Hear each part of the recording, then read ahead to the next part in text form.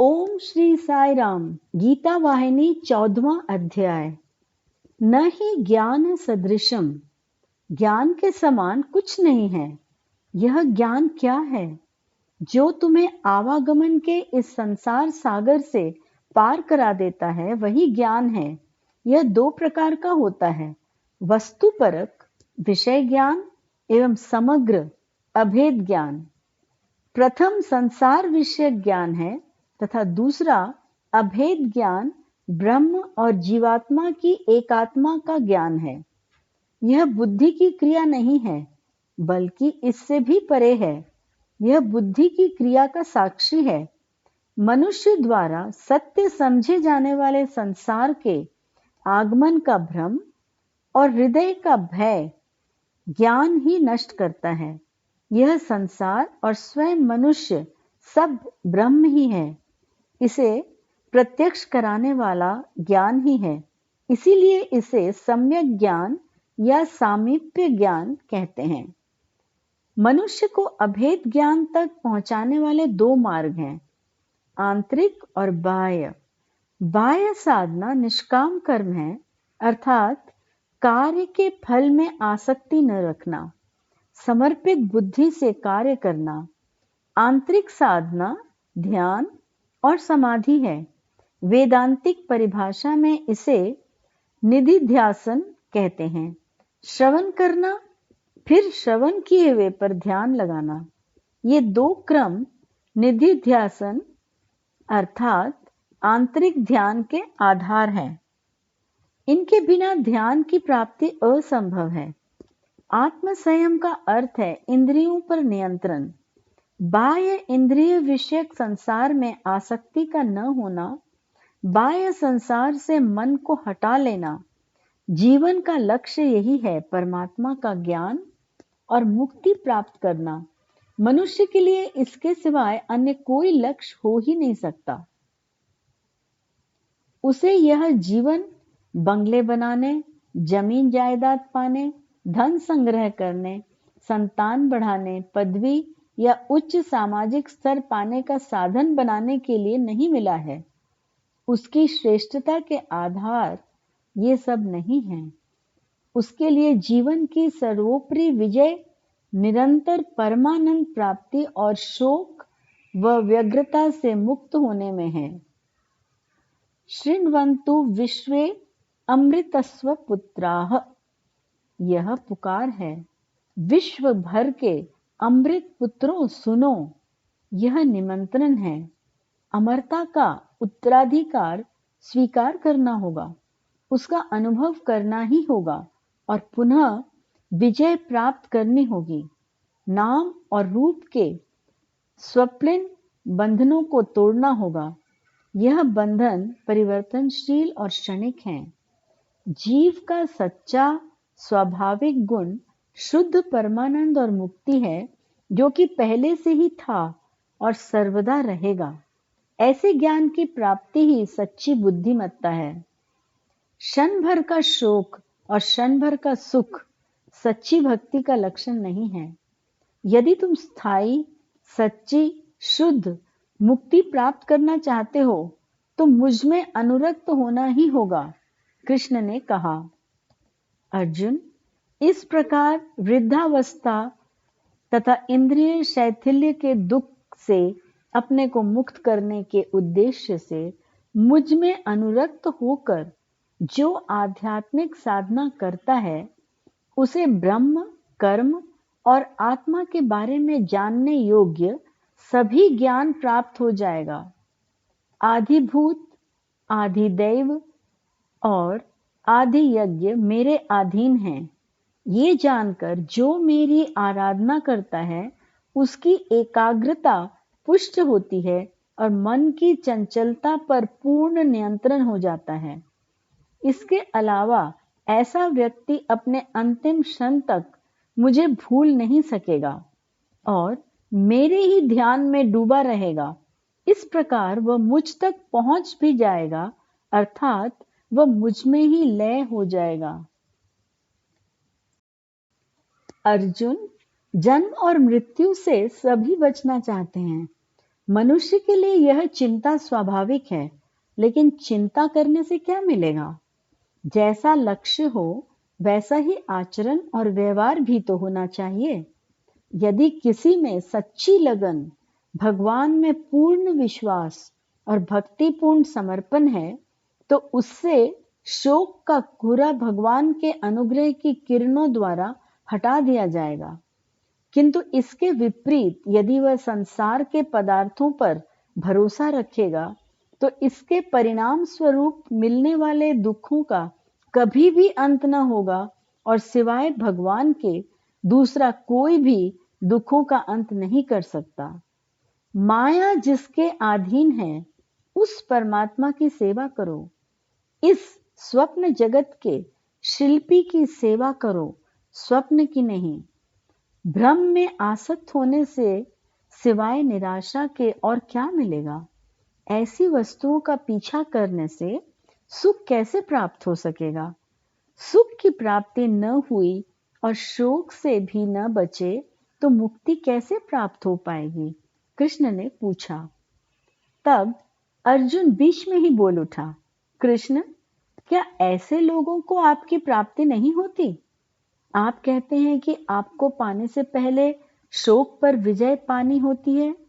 ठीक है, लेकिन शोक का उत्पत्ति स्थान क्या है? शोक का सामना कैसे करना चाहिए? ये कैसे उत्पन्न होता है?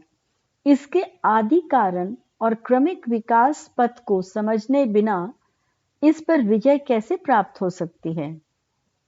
कृपया मुझे बताइए कि मनुष्य के मन में शोक कैसे उत्पन्न होता है? सुनो अर्जुन, कृष्ण ने कृपा पूर्वक कहा, सब प्रकार के शोक का उद्गम स्थान अज्ञान है। अब तुम पूछोगे कि अज्ञान का उद्गम स्थान क्या है? मैं इसे बताता हूं। इसका उद्गम स्थान शरीर से एकात्मकता है, स्वयं को शरीर समझने का भ्रम है। उपयुक्त ज्ञान की उपलब्धि द्वारा ही यह भ्रम मिट सकता है। अंधेरा उजाले से ही हट सकता है। डराकर, प्रार्थना द्वारा, दलील या विरोध करने से ये नहीं हटाया जा सकता। तुम कितना भी प्रयत्न कर देखो, जब तक प्रकाश नहीं होगा, अंधेरा नहीं हटेगा। इसी प्रकार अज्ञान केवल इसे हटाने की इच्छा करने से ही नहीं हटेगा। एक बार यदि तुम इस अज्ञान के लक्षण और इसकी शाखाओं के विस्तार को समझ लोगे, तो सत्य का ज्ञान हो जाएगा। अज्ञान के हटते ही शोक भी हट जाता है। इसलिए मुझ में अनुरक्त होकर सत्य ज्ञान की ज्योति प्राप्त करो और शोक रहित मार्ग का अनुसरण करो, कृष्ण ने उपदेश दिया। तुरंत अर्जुन ने प्रश्न किया, कृष्ण, अभी तक तो आप उन मार्गों के बारे में बता रहे थे जो हमें आप तक ले जाते हैं, और अब इन तोप के गोलों जैसे आपके शब्दों का अर्थ मैं कैसे समझ सकूंगा? और न आपने इन्हें समझने की शक्ति ही पहले दी। कृपया इस विषय को विस्तार से मेरे सुख के लिए समझाइए, जिससे मैं स्पष्ट रूप से समझकर आपको प्राप्त कर सकूं। तब कृष्ण ने उत्तर में कहा, प्रिय बंधु सुनो, ब्रह्म, अध्यात्म, कर्म, आधिभूत, आदि दैव और आदि यज्ञ का अर्थ स्पष्ट रूप से समझते ही तुम्हें मेरा रहस्य मालूम हो जाएगा। और ये भी कह देता हूं, मेरे रहस्य को समझने वाला मुझे ही प्राप्त कर लेता है। तब भगवान प्रथम विषय ब्रह्म के बारे में बताएं। अर्जुन ने विस्मित हो कहा, अर्जुन, अक्षरम ब्रह्म परमम, ब्रह्म को परम अक्षर सूचित किया है। अक्षर अर्थात जिसका क्षर न हो या अनश्वर। ब्रह्म शब्द की उत्पत्ति जिस धातु से हुई है, उनका अर्थ है वृहत, बहुत बड़ा इत्यादि। तुम मुझसे पूछोगे कि कितना वृहत? जिसे तुम वृहत समझते हो, इससे भी अधिक वृहत, यही इसका उत्तर है। अक्षर शब्द का दूसरा अर्थ विश्वव्यापी, सर्वत्र आसन भी है। तुम्हारे ध्यान में होगा कि ब्रह्म केवल अक्षर नहीं है, वह परम अक्षर है। इसका अर्थ क्या है? ये इस प्रकार का अक्षर है जो कि देश कालातीत और सब इंद्रियों से परे है। इसे किसी एक विशेष या अविशेष श्रेणी में नहीं रखा जा सकता। न इसका कभी क्षय है, न समाप्ति है। परम अक्षर सर्वोच्च, अविनाशी और अवर्णनीय है। इस ब्रह्म की प्राप्ति ही मानव मात्र का लक्ष्य है। अक्षर और ब्रह्म दोनों एक तुल्य लक्ष्य हैं। दोनों एक ही सत्य के सगुण और निर्गुण स्वरूप हैं, क्योंकि अक्षर का एक अर्थ ओम अथवा प्रणव है जो ब्रह्म का प्रतिरूप है। इसीलिए इसे अक्षर परब्रह्म योग कहा है। ब्रह्म के परम और अक्षर दो विशेषण हैं। अक्षर प्रणव और माया दोनों का सूचक है। माया भी प्रणव के अंतर्गत है और ये दोनों गुण युक्त हैं, सविशेष हैं। लेकिन ब्रह्म स्वतः में गुण रहित, निर्विशेष, शुद्ध है। जो इस ज्ञान को प्राप्त कर लेता है वह मुझे प्राप्त कर लेता है। अब एक दूसरा विषय मैं के रूप में ब्रह्म ही सबके शरीर में प्रतिष्ठित है। इसी मैं की सत्ता से संलग्न शरीर का प्रत्येक हिस्सा और अंग अपने अपने अलग कार्य करते हैं। बाह्य जगत से अपने संपर्क द्वारा प्रत्येक इंद्रिय अपने विशिष्ट अनुभवों के प्रभाव को सूचित करती है। इन सब इंद्रियों के पीछे उनसे संबंधित शरीर में एक मैं चमकता है। यदि मैं का संबंध इनसे टूट जाए तो सब जड़ पदार्थ बन जाएंगे। इंद्रियों में जब मैं की शक्ति प्रवाहित होती है तब वे अपने निर्धारित कार्य करने योग्य बनती हैं। इस शक्ति को अध्यात्म शक्ति कहते हैं। इसे बिना महान प्रयास के नहीं जान सकते। ब्रह्म तत्व है, अध्यात्म त्वम है। पैने विवेक के द्वारा ही इसे कुछ समझा जा सकता है। अधिक स्पष्ट करूं तो तुम इन्हें स्वरूप और स्वभाव, आकार और पोषण समझ सकते हो। ब्रह्म आकार है और अध्यात्म पोषण है, कृष्ण ने कहा। इस विषय पर थोड़ा और विचार करें। शास्त्रों में ब्रह्म का वर्णन सत्य चित्त आनंद के रूप में हुआ है, ठीक है ना? वेदों की परिभाषा में भी यही बताया है। इसे अस्ति भाति प्रियम भी सूचित किया है। क्या ये दोनों एक ही हैं? सत अर्थात जो भूत, वर्तमान और भविष्य में नित्य है। अस्ति का भी ये अर्थ है। चित्त का अर्थ है जिसे सबका बोध है। भांति शब्द का भी यही अर्थ होता है। आनंद अर्थात अनंत सुख का स्रोत। प्रियम का भी अर्थ यही है। प्रत्येक मनुष्य में यह तीनों होते हैं। प्रत्येक पशु पक्षी में भी ये पाए जाते हैं। अधिक स्पष्टता के लिए पहले सत को लें। कभी ना कभी शरीर का नाश तो होना ही है, ये सभी जानते हैं। इस प्राथमिक सत्य से कोई अनभिज्ञ नहीं है। फिर भी मृत्यु से सब डरते हैं। मृत्यु का कोई स्वागत नहीं करता, न उससे मिलने को कोई उत्सुक होता है। तुम चाहे उसका स्वागत करो या ना करो, मृत्यु का होना अनिवार्य है। तुम्हें उससे मिलना ही होगा। जो जन्म लेता है वह एक न एक दिन मरता ही है। फिर भी मरना कोई नहीं चाहता। ऐसे विरोधाभास का रहस्य क्या है, इस पर ध्यान दो। वह कौन सी वस्तु है जो मृत्यु का स्वागत नहीं करती? कौन है जिसकी मृत्यु होती है? क्या जाता है, क्या रहता है? इसका उत्तर है कि शरीर की मृत्यु होती है। शरीर ही गिरता है। जो नहीं मरती वह आत्मा है। ये तुम्हारा केवल भ्रम है कि आत्मा अर्थात तुम मृत्यु को प्राप्त होते हो। आत्मा का मृत्यु या जन्म से कोई संबंध नहीं होता। मृत्यु का अनुभव शरीर को होता है। आत्मा जो कि नित्य, सत्य और निर्मल है, मरती नहीं है। तुम आत्मा हो जो मरना नहीं चाहते, अर्थात तुम सत हो, तुम्हारा स्वभाव सत है। आत्मा अमृत पुत्र है, देह नहीं। आत्मा सत है, देह नहीं। तुम सत हो, आत्मा हो, वह सत्ता हो जिसे मृत्यु स्पर्श नहीं करती है। प्रत्येक कोश में यही आत्मा है, इसीलिए प्रत्येक इस सत की शक्ति को नित्य, अपरिवर्तनशील अस्तित्व में अनुभव करता है। यह स्पष्ट और निश्चित है। अब चित्त का विषय लें।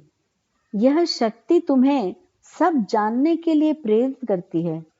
अपनी चेतना के संपर्क में आने वाली हर वस्तु के बारे में प्रत्येक जानने को उत्सुक रहता है। वह पूछता है, ये क्या है, ये कैसे होता है। कम लोग ही यह ज्ञान प्राप्त कर पाते हैं। अन्य सब में पाने की उत्सुकता तो होती है, लेकिन सफलता के लिए आवश्यक लगन और स्थिर बुद्धि नहीं होती। फिर भी इससे कोई फर्क नहीं पड़ता। मुख्य वस्तु तो प्यास और जिज्ञासा है। यदि तुम किसी बालक को बाजार या प्रदर्शनी दिखाने ले जाओ, तो अनुभव करोगे कि बालक दोनों ओर की विभिन्न वस्तुएं मात्र देखता हुआ आगे नहीं बढ़ता। अपना हाथ थाम कर ले जाने वाले व्यक्ति से वह निरंतर पूछता है कि ये क्या है, वह क्या है। इसे चाहे किसी ऐसी वस्तु की आवश्यकता न हो या वह उसकी समझ के परे ही हो, उसके प्रश्नों की झड़ी कम नहीं होती। ज्ञान की भूख के आंतरिक महत्व पर थोड़ा विचार करो। यह चित्त शक्ति है जो अपने को इस प्रकार प्रकट करती है। किसी वस्तु को बिना समझे ही छोड़ दे, ये उसका स्वभाव नहीं है। उसको समझे बिना उसे चैन नहीं मिलेगा। इसलिए ज्ञान की पिपासा प्रश्नों की झड़ी के रूप में प्रकट होती है। चित्त शक्ति स्वयं प्रकाशित है, इसलिए जड़ पदार्थों को भी प्रकाशित करने की शक्ति इसमें है। इसीलिए मनुष्य में यह गुण प्रकाशित होकर अन्य वस्तुओं को उसके सामने स्पष्ट प्रकट कर देता है। समझने के लिए इतना पर्याप्त है कि मनुष्य में चित्त शक्ति तत्व है। अब तीसरा विषय आनंद का लें। दूसरों से शिक्षा या प्रेरणा लिए बिना पशु और पक्षी भी आनंद चाहते हैं। वह उसकी प्राप्ति का प्रयत्न करते हैं।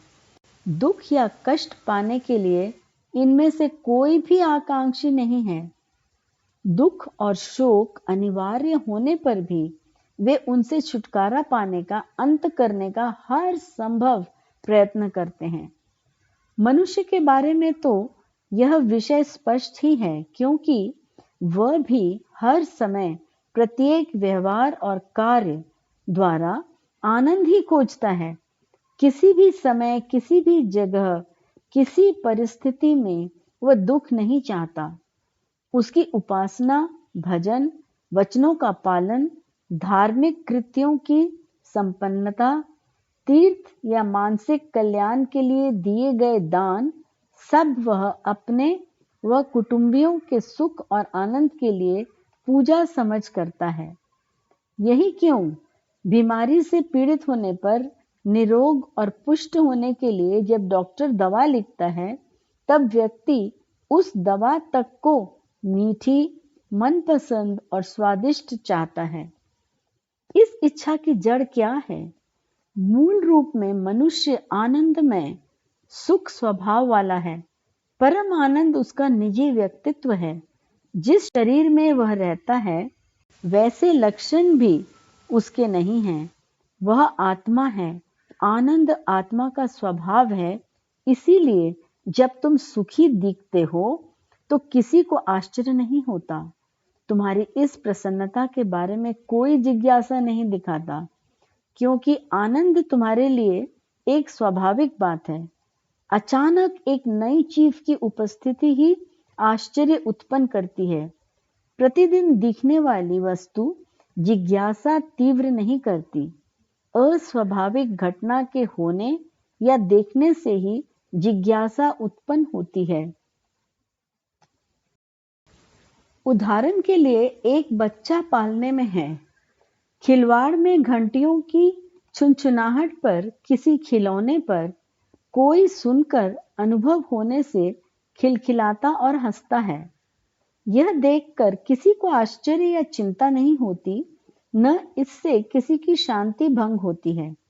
लेकिन ये खेलता और हंसता बच्चा जब चीखने और रोने लगता है, तब सुनने वाले सब दौड़े चले आते हैं और फिर बिछौने और पलंग के सब कपड़ों में इस शोक का कारण खोजने लगते हैं। बच्चों के संपर्क में आने वाले सभी लोगों का यही अनुभव है। बच्चा खुश क्यों है, यह पूछने की चिंता किसी को नहीं थी, लेकिन जब वो रोया तब रोने का कारण ढूंढने आए, क्योंकि शोक अस्वाभाविक बात है।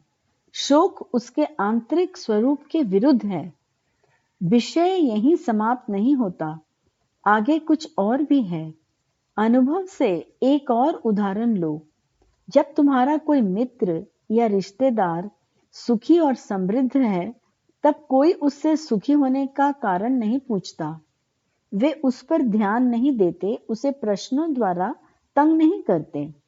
लेकिन शोकग्रस्त अवस्था में जब वह दुखी होता है, तब तुम उसे और अपने को भी चिंतित करते हो। क्यों? आनंद स्वाभाविक है, उसे रहना ही चाहिए। इसमें कोई आश्चर्य की बात नहीं है। आनंद आत्मा का स्वभाव है। प्रत्येक में आनंद है, इसीलिए मनुष्य हमेशा आनंद चाहता है। ऊपर वर्णित 3 गुण सत, चित और आनंद प्रत्येक जीव में, उसके प्रत्येक अंश के अस्तित्व में निहित है। इसी प्रकार स्वयं परमात्मा जीव रूप धारण कर व्यक्ति का अभिनय कर रहे हैं। इसके ही आंतरिक अर्थ को कृष्ण ने विस्तार पूर्वक समझाया, जिससे कि ब्रह्म और अध्यात्म का संबंध, अर्थात इन दोनों को परमात्मा से एक रूपता समझी जा सके। तब कृष्ण से अर्जुन ने तीसरे विषय कर्म के बारे में पूर्ण रूप से समझाने की विनती की। कृष्ण ऐसी कृपा के लिए तत्पर थे। उन्होंने कहा, अर्जुन, जीवों की उत्पत्ति, पोषण और अंत के लिए सीमांकन को कर्म कहते हैं। सब जीव चर या अचर हैं। उत्पत्ति के लिए संकल्प का आदि कर्म या प्रथम कर्म, जिससे सभी सर्वत्र संचालित हैं, कर्म ही है। संपूर्ण विश्व, इसकी गति, हलचल और कार्य आदि कर्म मेरे संकल्प का परिणाम है, और मेरे संकल्प के रहने तक कर्म का प्रवाह बहता रहेगा। जब तक मेरी इच्छा न होगी, यह कर्म प्रवाह रुकेगा नहीं। तुम्हें तो केवल इसके तेज प्रवाह में बहते जाना है, और फिर तुम ही तो प्रवाह की धारा हो, तरंग हो, लहर हो। सभी कर्म मेरी इच्छा से प्रेरित होते हैं, इसलिए मेरी इच्छा के अनुकूल होकर किया गया कर्म मेरा ही अंश हो जाता है। जय साई राम।